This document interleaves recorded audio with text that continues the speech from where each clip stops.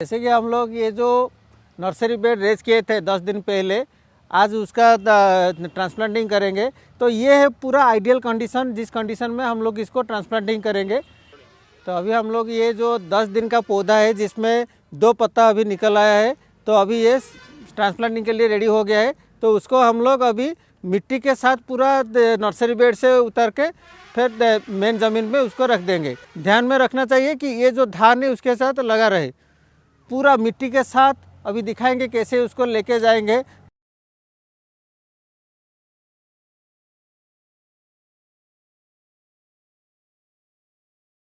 ताकि इसके जो जड़ है ये पूरा इंटैक्ट रहे, ये टूटे ना।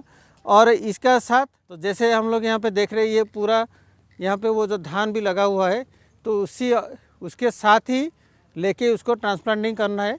और इतना छोटा पौधा लेने का ऑब्जेक्टिव ये है कि ये जल्द से जल्द वहाँ पे इस्टेब्लिश हो जाएगा मेन फील्ड में, और इसका जो ग्रोथ है वो क्विक ग्रोथ होगा, ताकि हम लोग को एक अच्छा फसल मिल सके। तो अभी हम देखेंगे कैसे हम लोग इसको, ये जो 10 दिन का जो सीडलिंग है, इसको लेके कैसे अभी ट्रांसप्लांटिंग करेंगे।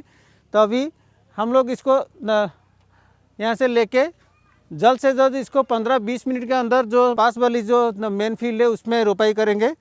तो मैक्सिमम 15 से 30 मिनट के अंदर अंदर इसको रोपाई करना है, क्योंकि ये छोटा सा पौधा है। और अगर इसका जड़ अगर सूख जाएगा तो ये इस्टेब्लिश में टाइम लगेगा। तो इसको हम लोग पूरा नज़दीकी बनाते हैं, मतलब मेन फील्ड में या फिर मेन फील्ड के जस्ट बगल में बनाते हैं नर्सरी, ताकि जल्द से जल्द इसका ट्रांसप्लांटिंग हो सके। और जितना ट्रांसप्लांटिंग कर सकेंगे उतना ही लेके जाएंगे, ज़्यादा लेके वहाँ पे फेंकेंगे नहीं। जैसे नॉर्मल प्रैक्टिस में क्या है, पूरा 20-25 दिन या कभी कभी 30 दिन का पौधा को हम लोग ऐसे ऊपर से खींच के निकालते हैं। तो उसका जो जड़ है, जो रूट कैप है, जो जड़ का जो ग्रोइंग जोन है, रूट कैप पूरा नीचे वो टूट जाता है। फिर हम लोग उसको साफ़ करके फिर ऐसे धूप में फेंक देते हैं, तो उसमें उसका जड़ जो है वो पूरा मर जाता है। 3/4 ऑफ रूट्स गेट डैमेज्ड। तो उससे ये जो मेन फील्ड में जब उसका ट्रांसप्लांटिंग होता है तो उस एस्टेब्लिशमेंट में काफ़ी टाइम लग जाता है, लगभग 1-2 हफ्ता लग जाता है। तो उसी हिसाब से टिलरिंग भी कम होता है।